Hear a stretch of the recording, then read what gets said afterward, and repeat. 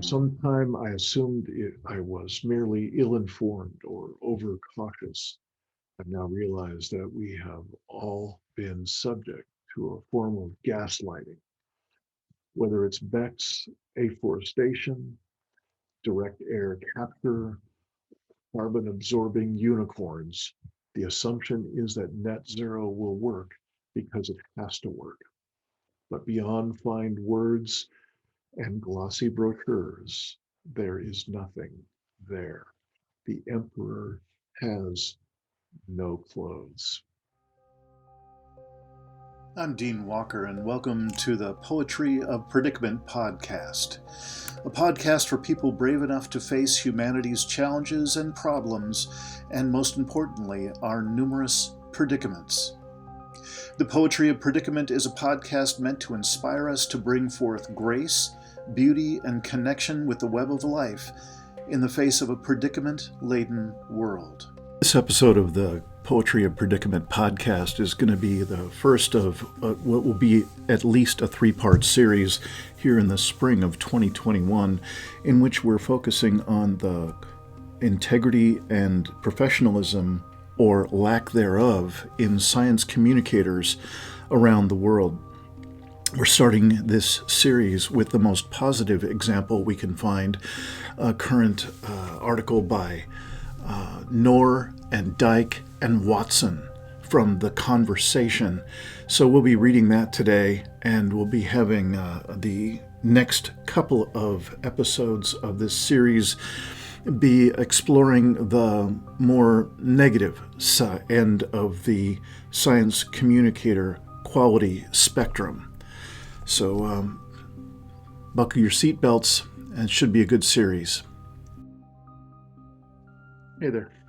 This is Dean Walker here on the Poetry of Predicament podcast. And, for about the past going on 2 years now, I've been really doing minimal amount of the daily or weekly updates about all the usually very bad news that's going on with regard to climate or habitat destruction or species extinction.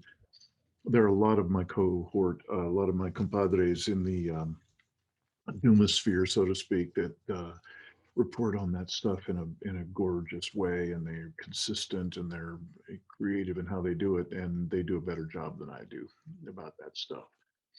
But I've got a series of these episodes that I'm going to be putting together for us to consider.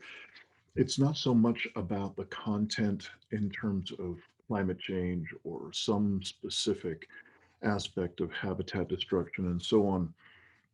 This is really more about the dynamics going on in the science communication world. Scientists who have been trained in the business of science communication.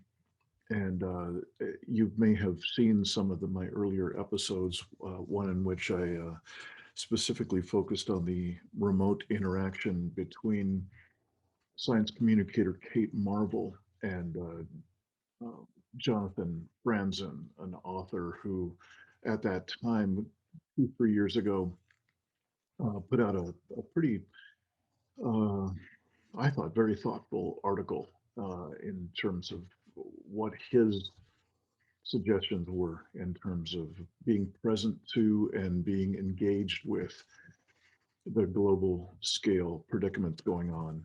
How can an individual engage in a good way? He took a lot of flack for his particular take and framing of it.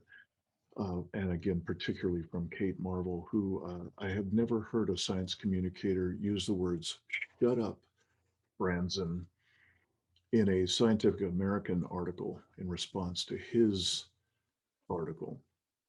So this is not that, but it's in the same ballpark. And I'm very happy to say that today's episode, which is the start of what I think is going to be about a 3 session series of talking about, getting into this neighborhood of how do we frame as a global conversation. It's hopefully clear for everybody at this point that we are living in a controlled narrative uh, top to bottom, back to front. And of course, climate change is one of the most heavily controlled narratives that we live within. There are a number of climate scientists who are right in lockstep with the controlled narrative from the corporatist and the governmental sources. One of those, excuse me, that I find most confusing. We'll get to that in episode 2. Uh, Professor Michael Mann is somebody who's extraordinarily conflicted within the and actually mostly disliked in the collapse aware community because of his apparent towing the line with the quote controlled narrative. We're going to get to that later. Again, probably in both sessions 2 and 3, there'll be some amount of speaking about Michael Mann and others. This one, again, is starting out with some good news. And what I consider to be good news here is that this is a set of extremely highly respected climate scientists, two of the three I have interviewed on the Poetry of Predicament in past episodes. One quite recently, Wolfgang Knorr, was extraordinarily open-hearted and very direct in his sharing about what it's like to be a climate scientist, to be so collapse aware, and how's that on his own heart and with his own family. So this particular episode, I'm going to be reading a rather long article from The Conversation, which is a pretty active and highly thought of website that puts out some darn good opinion and journalists and input. And so this is James Dyke and Robert Watson and Wolfgang Knorr, and they're in an article that was released April 22nd called "Climate Scientists' Concept of Net Zero is a Dangerous Trap." So, for those of you who don't want to now sit in front of a screen watching me read this article and seeing the graphics and so on, excuse me, you will be able to just go ahead and click on that link and read it for yourself. Is more than welcome.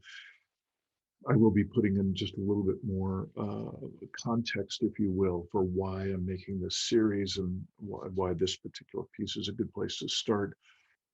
But again, if and you can shoot ahead to the last, say, 5 to 10 minutes of this entire video, and you'll be able to catch that contextual material. But I invite you, if this catches your ear and eye, if you kind of get what I'm pointing to in this article, the bottom line of my point here is that this is something we've needed for the past 40 years, particularly the past 27 years, when we've had IPCC reports that have produced exactly nothing uh, except the continued acceleration of and intensification of virtually every climate measure.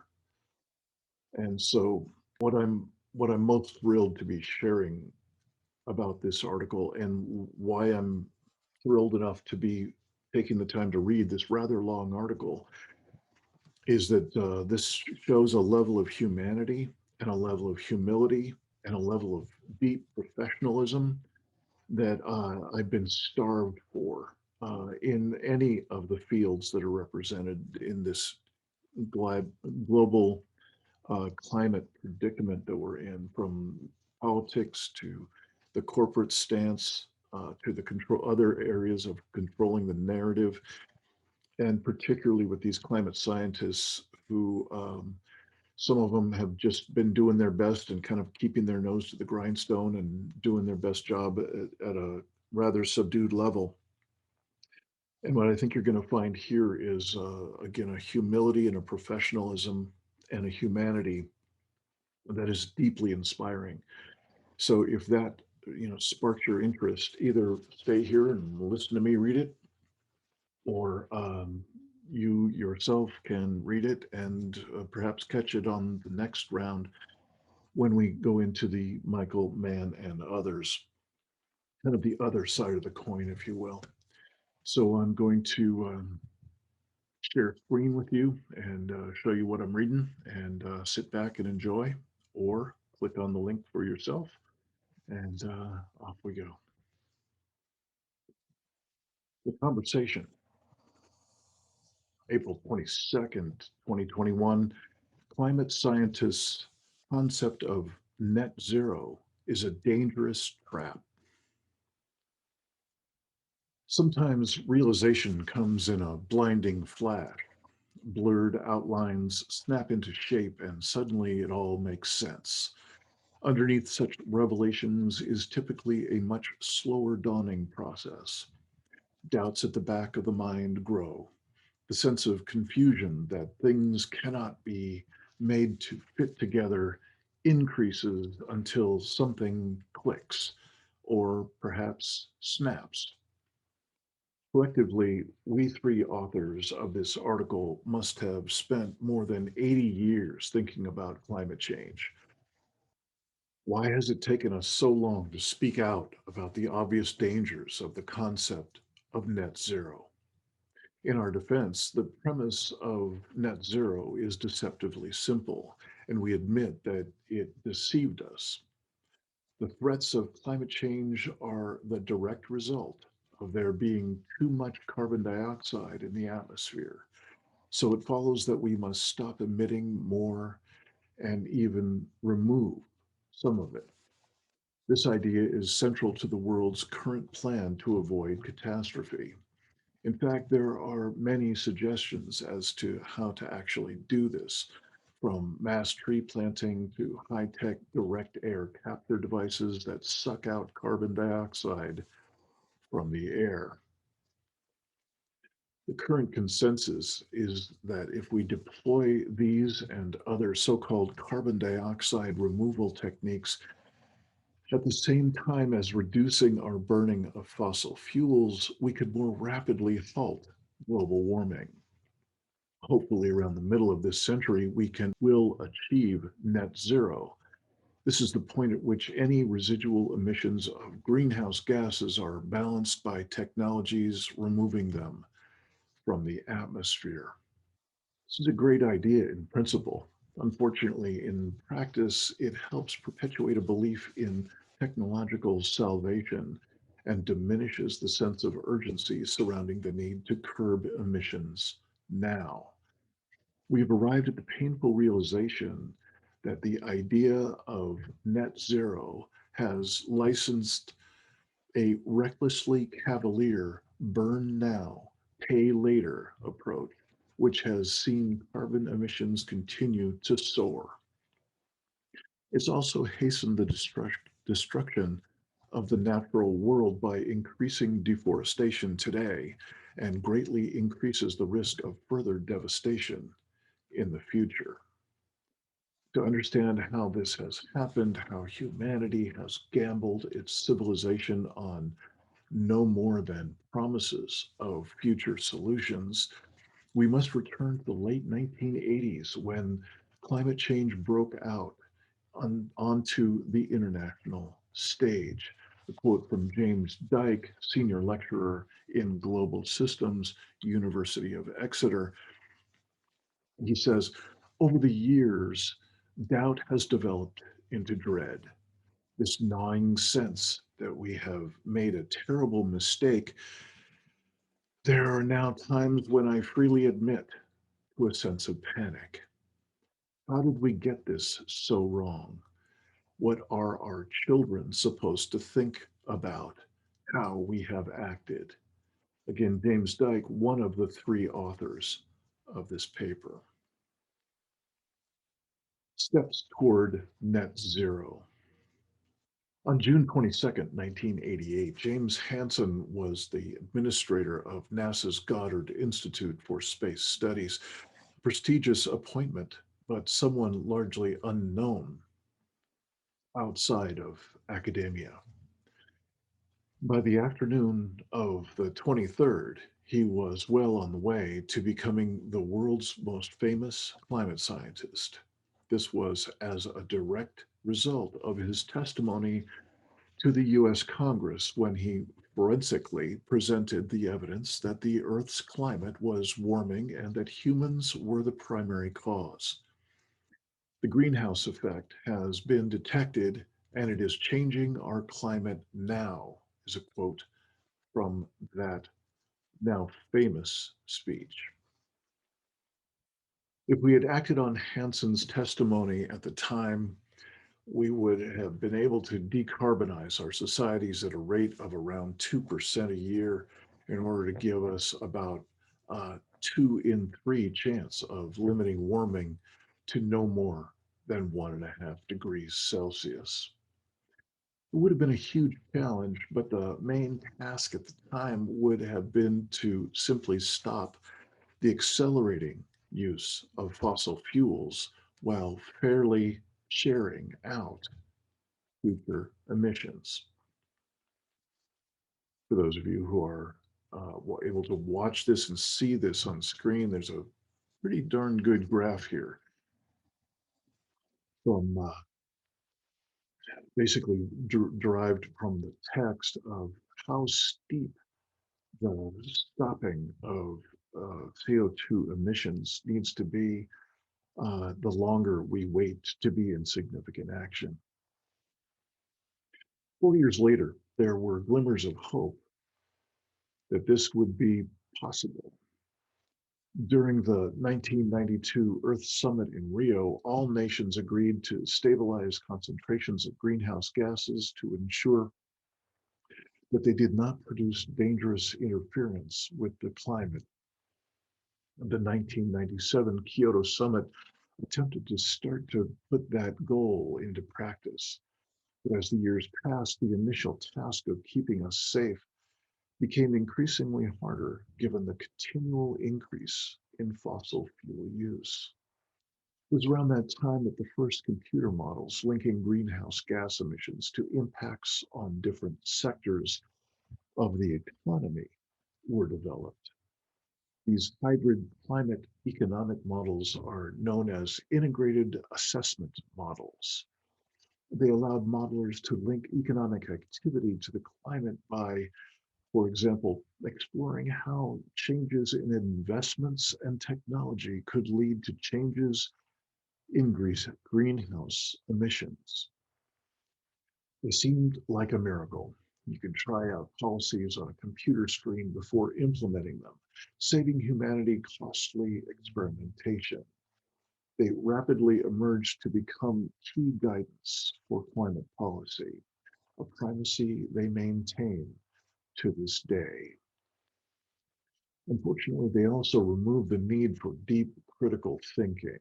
Such models represent society as a web of idealized, emotionless buyers and sellers, and thus ignore complex social and political realities, or even the impacts of climate change itself. Their implicit promise is that market-based approaches will always work. This meant that discussions about policies were limited to those most convenient to politicians, incremental changes to legislation, and taxes. Around the time they were first developed, efforts were being made to secure US action on the climate by allowing it to count carbon sinks of the country's forests. The US argued that if it managed its forests well, it would be able to store a large amount of carbon in trees and soil, which should be subtracted from its obligations to limit the burning of coal, oil, and gas. In the end, the US largely got its way. Ironically, the concessions were all in vain since the US Senate never ratified this agreement. postulating a future with more trees could in effect offset the burning of coal, oil, and gas now, as models could easily churn out numbers that saw atmospheric carbon dioxide go as low as one wanted. Ever more sophisticated scenarios could be explored, which reduce the perceived urgency to reduce fossil fuel use. By including carbon sinks in climate economic models, a Pandora's box had been opened. It's here we find the genesis of today's net zero policies. There's another quote from one of the authors, Wolfgang Norr. It came to me as a real shock that I must have contributed personally to the net zero trap. In 2008, the G8 countries declared a voluntary target of reducing carbon dioxide emissions by 50% by 2050. Back then, I responded by publishing computations I had performed specifically to show the need for net zero in the long run, stating that any remaining carbon dioxide emissions by human activities would have to be, quote, balanced by an artificial sink, unquote. But since none of our study's co-authors was an expert, we did not consider how much of that artificial sink would be needed to sustain our economic system, or if it was even technically possible to create. That's the end of quote again by author Wolfgang Knorr. That said, most attention in the mid 90s was focused on increasing energy efficiency and energy switching, such as the UK's move from coal to gas. And the potential of nuclear energy to deliver large amounts of carbon-free electricity. The hope was that such innovations would quickly reverse increases in fossil fuel emissions. But by around the turn of the new millennium, it was clear that such hopes were unfounded. Given their core assumption of incremental change, it was becoming more and more difficult for economic climate models to find viable pathways to avoid dangerous climate change. In response, the models began to include more and more examples of carbon capture and storage, a technology that could remove the carbon dioxide from coal-fired power stations and then store the captured carbon deep underground indefinitely. This had been shown to be possible in principle. Compressed carbon dioxide had been separated from fossil gas and then injected underground in a number of projects since the 1970s. These enhanced oil recovery schemes were designed to force gases into oil wells in order to push oil toward drilling rigs and so allow more to be recovered. Oil that would later be burnt, releasing even more carbon dioxide into the atmosphere. Carbon capture and storage offered the twist that instead of using the carbon dioxide to extract more oil, the gas would instead be left underground and removed from the atmosphere. This promised breakthrough technology would allow climate-friendly coal, and so the continued use of this fossil fuel. But long before the world would witness any such schemes, a hypothetical process had been included in climate economic models. In the end, the mere prospect of carbon capture and storage gave policymakers a way out of making the much needed cuts to greenhouse gas emissions. The rise of net zero. When the international climate change community convened in Copenhagen in 2009, it was clear that carbon capture and storage was not going to be sufficient for two reasons. First, it still did not exist. There were no carbon capture and storage facilities in operation on any coal-fired power station and no prospect the technology was going to have any impact on rising emissions from increased coal use in the foreseeable future. The biggest barrier to implementation was essentially cost. Motivation to burn vast amounts of coal is to generate relatively cheap electricity. Retrofitting carbon scrubbers on existing power stations, building the infrastructure to pipe captured carbon, and developing suitable geological storage sites required huge sums of money. Consequently, the only application of carbon capture in actual operation then and now is to use the trapped gas in enhanced oil recovery schemes. Beyond a single demonstrator, there has never been any capture of carbon dioxide from a coal-fired power station chimney, with that captured carbon then being stored underground. See if we need to possibly repeat that. Beyond a single demonstrator, there has never been any capture of carbon dioxide from a coal-fired power station chimney, with that captured carbon then being stored underground. Just as important, by 2009, it was becoming increasingly clear that it would not be possible to make even the gradual reductions that policymakers demanded. That was the case even if carbon capture and storage was up and running. The amount of carbon dioxide that was being pumped into the air each year meant humanity was rapidly running out of time. Reading a quote from an included tweet from Barry Saxifrage. What did Einstein say about doing the same thing over and over, expecting a different result? We keep running the same COP experiment, and CO2 keeps rising faster. With hopes for a solution to the climate crisis fading again, another magic bullet was required. The technology was needed not only to slow down the increasing concentrations of carbon dioxide in the atmosphere, but actually reverse it.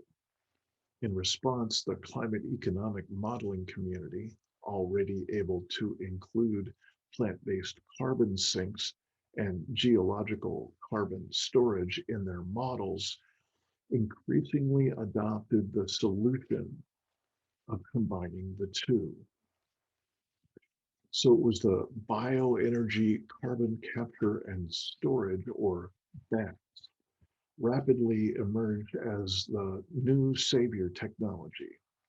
By burning replaceable biomass, such as wood, crops, and agricultural waste instead of coal in power stations, then capturing the carbon dioxide from the power station chimney and storing it underground, BECCS could produce electricity at the same time as removing carbon dioxide from the atmosphere.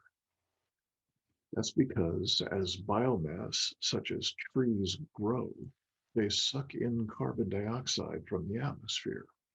By planting trees and other bioenergy crops and storing carbon dioxide released when they are burnt, more carbon could be removed from the atmosphere. With this new solution in hand, the international community regrouped from repeated failures to mount another attempt at reining in our dangerous interference with the climate. The scene was set for the crucial 2015 climate conference in Paris, a Parisian false dawn. As its general secretary brought the 21st United Nations Conference on Climate Change to an end, a great roar issued from the crowd. People leaped to their feet, strangers embraced, tears welled up in eyes, bloodshot from lack of sleep. The emotions on display on December 13, 2015 were not just for the cameras. After weeks of grueling high-level negotiations in Paris, A breakthrough had finally been achieved. Against all expectations, after decades of false starts and failures, the international community had finally agreed to do what it took to limit global warming to well below 2C, preferably 1.5C, compared to pre-industrial levels. The Paris Agreement was a stunning victory for those most at risk from climate change. Rich industrialized nations will be increasingly impacted as global temperatures rise. But it's the low-lying island states, such as the Maldives and the Marshall Islands, that are at imminent existential risk. As a later UN special report made clear, if the Paris Agreement was unable to limit global warming to 1.5C, the number of lives lost to more intense storms, fires, heat waves, famines, and floods would significantly increase. But dig a little deeper, and you could find another emotion lurking within delegates on December 13th: doubt. We struggled to name any climate scientist who at that time thought the Paris Agreement was feasible. We have since been told by some scientists that the Paris Agreement was, of course, important for climate justice, but unworkable. And a climate shock, no one thought limiting to 1.5C was possible. Rather than being able to limit warming to 1.5C, a senior academic involved in the IPCC concluded we were heading beyond 3C by the end of this century. Instead of confronting our doubts, we scientists decided to construct ever more elaborate fantasy worlds in which we would be safe. The price to pay for our cowardice, having to keep our mouths shut about the ever-growing absurdity of the required planetary scale carbon dioxide removal. I'll quote this one from another of the authors of this article, Robert Watson. Relying on untested carbon dioxide removal mechanisms to achieve the Paris targets when we have the technologies to transition away from fossil fuels today is plain wrong and foolhardy.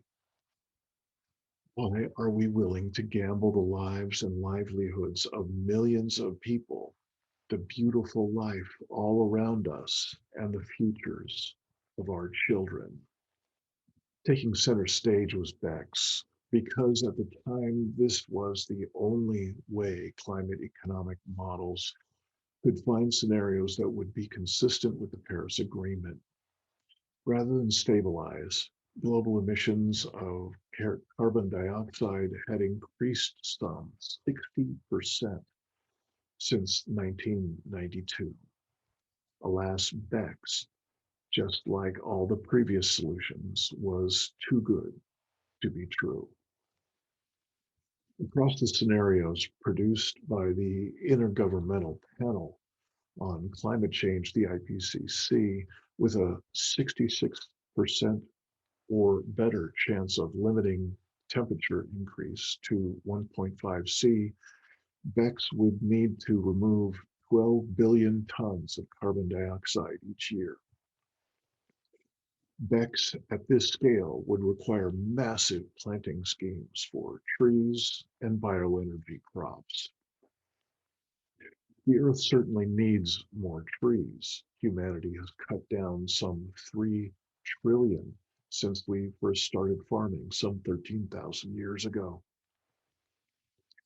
But rather than allow ecosystems to recover from human impacts and forests to regrow, Beck's generally refers to dedicated industrial scale plantations regularly harvested for bioenergy rather than carbon stored away in forest trunks, roots, and soils. Currently, the two most efficient biofuels are sugarcane for bioethanol, and palm oil for biodiesel, both grown in the tropics. Endless rows of such fast-growing monocultured trees or other bioenergy crops harvested at frequent intervals devastate biodiversity. It has been estimated that BECCS would demand between zero point 0.4 and 1.2 billion hectares of land. That's 25% to 80% of all the land currently under cultivation. How will that be achieved at the same time as feeding 8 to 10 billion people around the middle of the century, or without destroying native vegetation and biodiversity? Growing billions of trees would consume vast amounts of water in some places where people are already thirsty.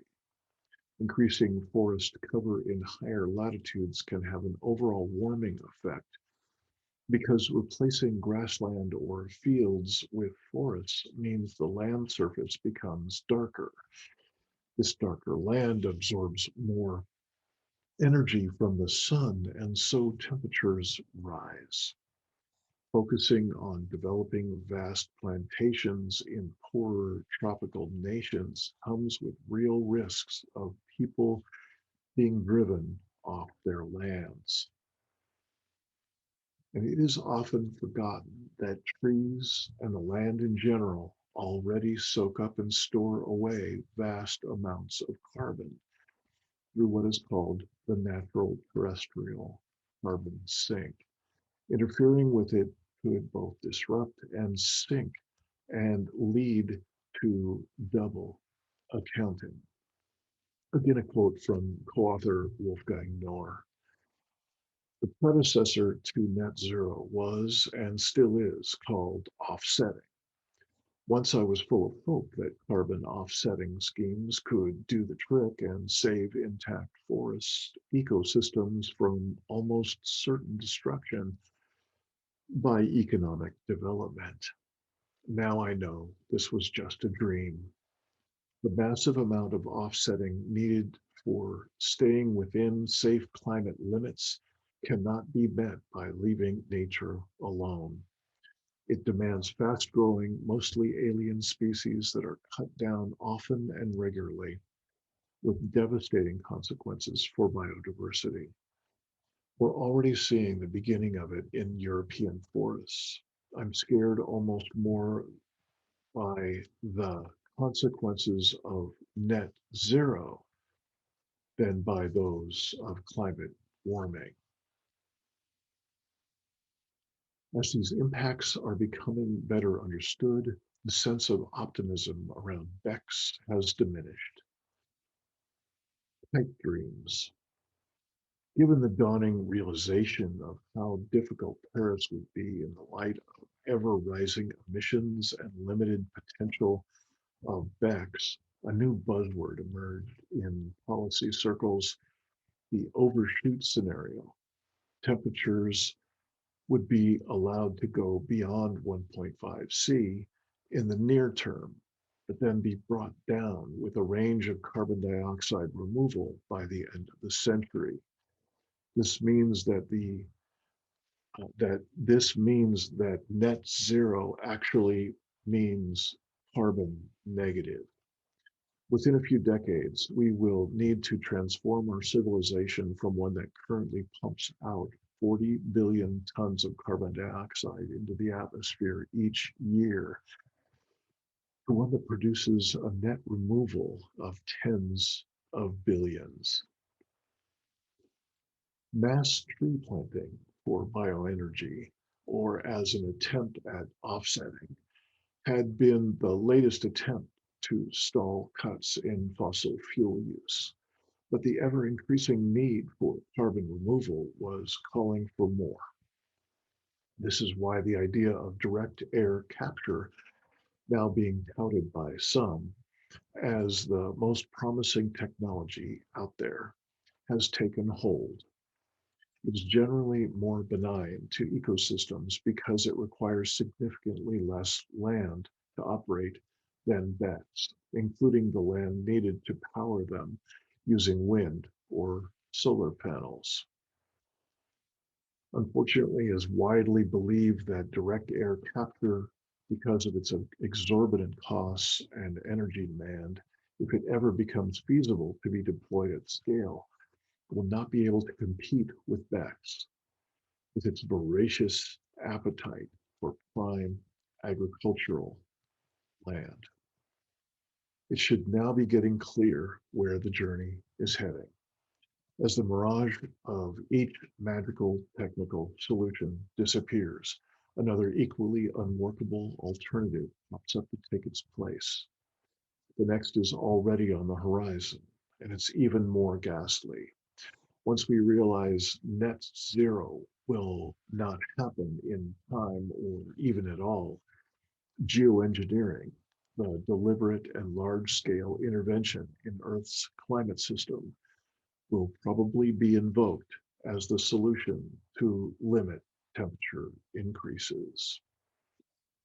One of the most researched geoengineering ideas is solar radiation management, the injection of millions of tons of sulfuric acid into the stratosphere that will reflect some of the sun's energy away from the Earth.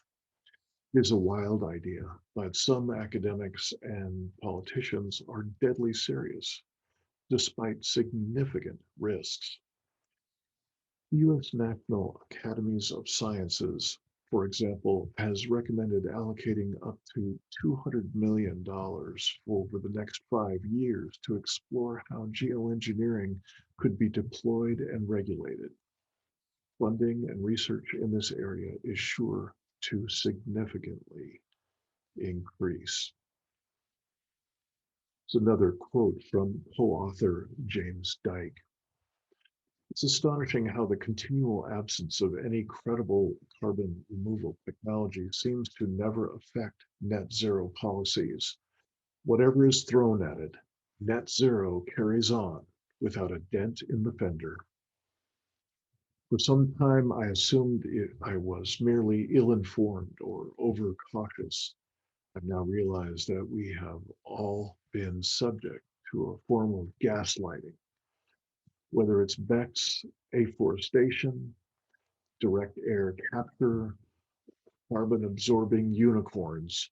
The assumption is that net zero will work because it has to work.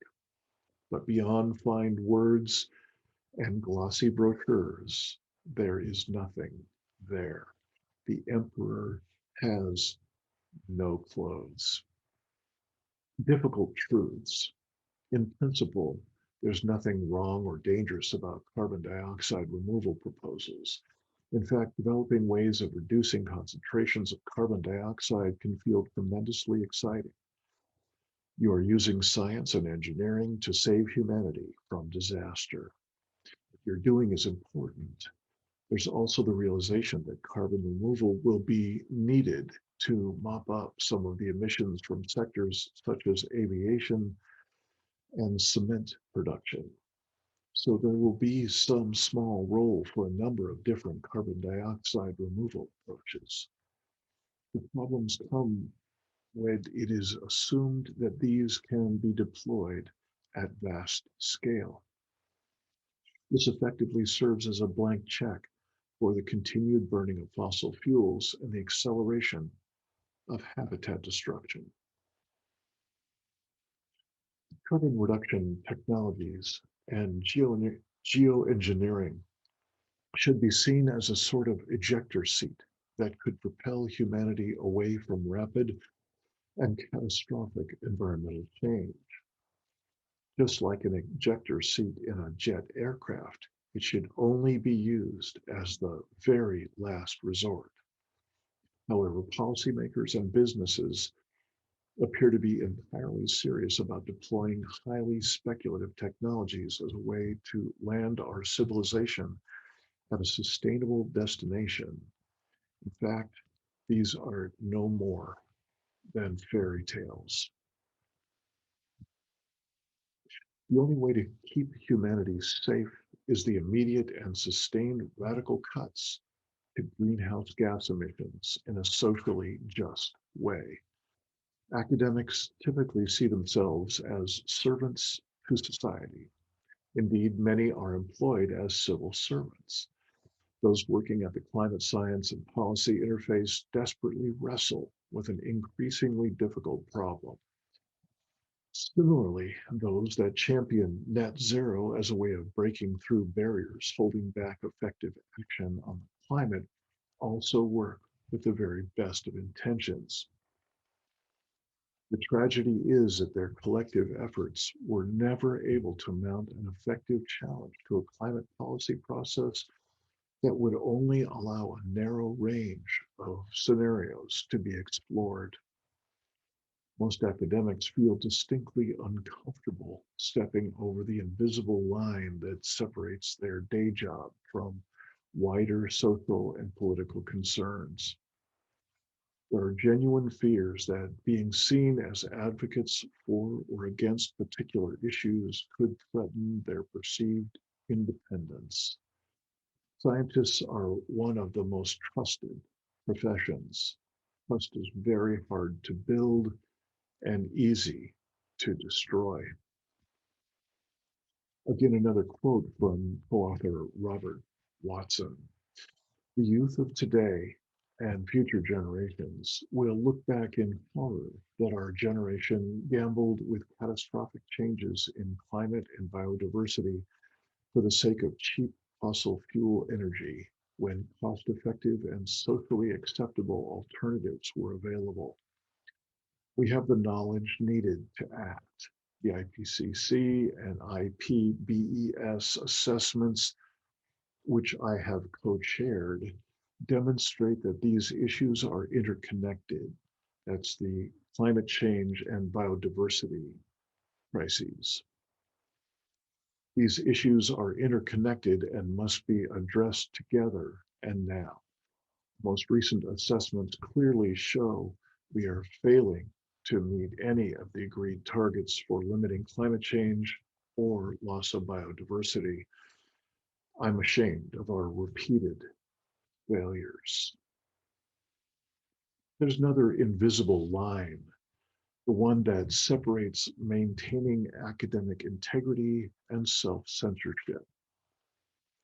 As scientists, we are taught to be skeptical, to subject hypotheses to rigorous tests and interrogation.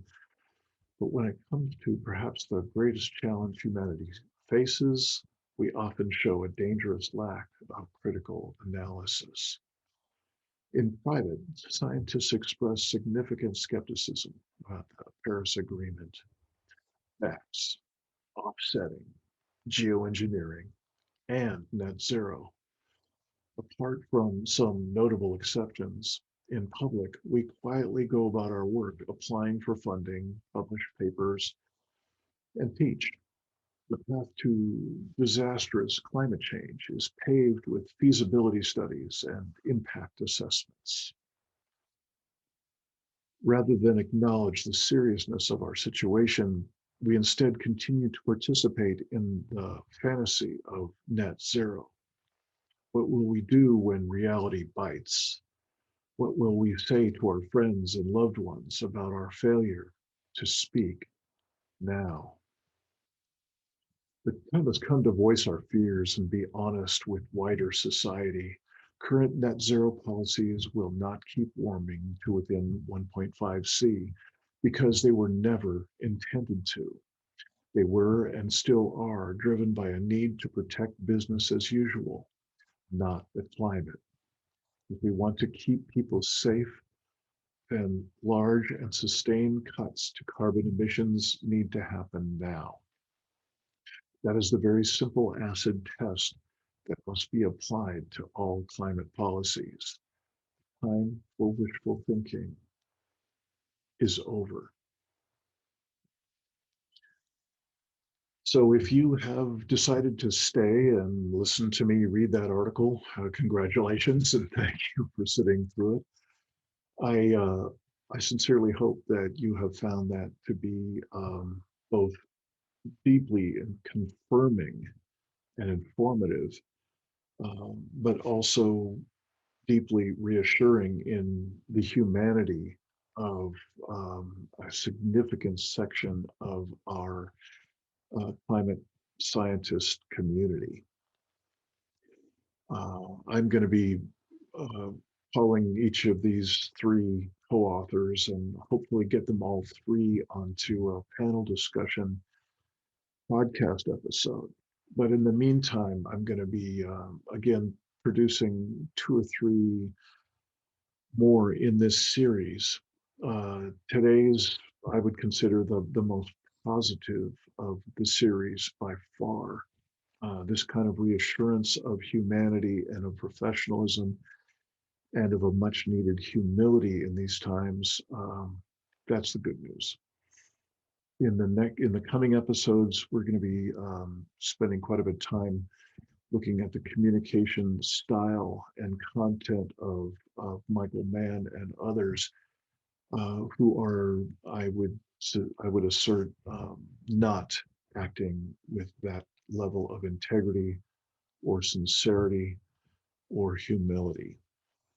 So stay tuned for the later episodes. Thank you so much for continuing to watch this podcast, and please share this abundantly.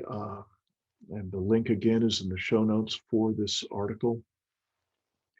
Look forward to having you check in with us on the next episode. Thanks. Thanks for watching another episode of the Poetry of Predicament podcast, produced by Dean Walker and the Living Resilience Alliance, www.livingresilience.net. Music today from Michael Hedges, as always, and also Port Blue Into the Sea.